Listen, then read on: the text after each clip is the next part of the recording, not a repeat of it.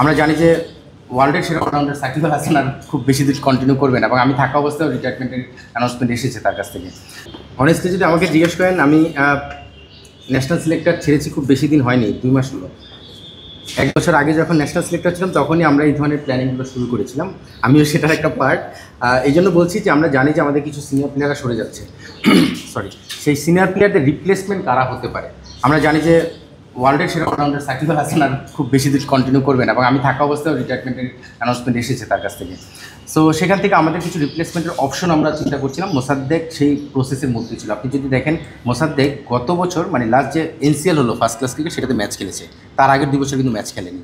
So নিশ্চিতভাবেই Mosaddek match হঠাৎ করেই খেলেনি, এটা একটা প্ল্যানিংয়ের পার্ট ছিল। তাকে পাকিস্তান পাঠানো হয়েছিল এই টিমের সঙ্গে, সেটাও কিন্তু একটা প্ল্যানিংয়ের পার্ট। সো হুট করে মোসাদ্দেক এবার প্রিমিয়ার লিগ পারফর্ম করে চলে এসেছে, ব্যাপারটা তা না।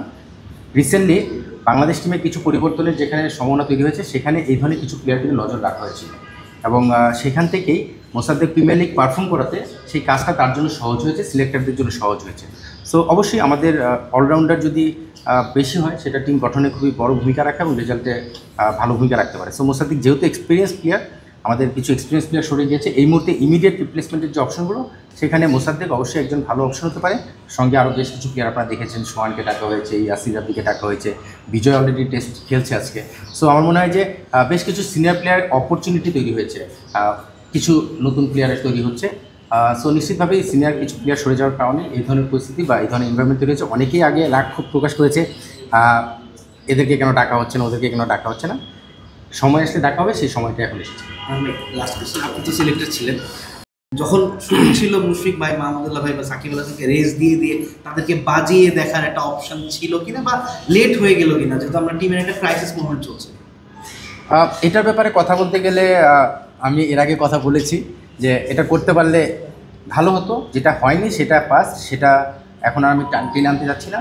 আসলে অনেস্টলি যদি আমাকে জিজ্ঞেস করেন, আমি সিলেক্টর হওয়ার পরে এই ধরনের আলোচনাগুলো আমি আমাদের সিলেকশন মিটিংয়ে বা আমাদের টপ ম্যানেজমেন্টের সঙ্গে আমি আলোচনা করেছি, আমরা আলোচনা করেছি, আসলে আমি বলবো না, আমরা আলোচনা করেছি। তার কিছুটা প্রতিফলন আমরা আশা করছিলাম যে সামনে সুযোগ পেলে দেখা যাবে।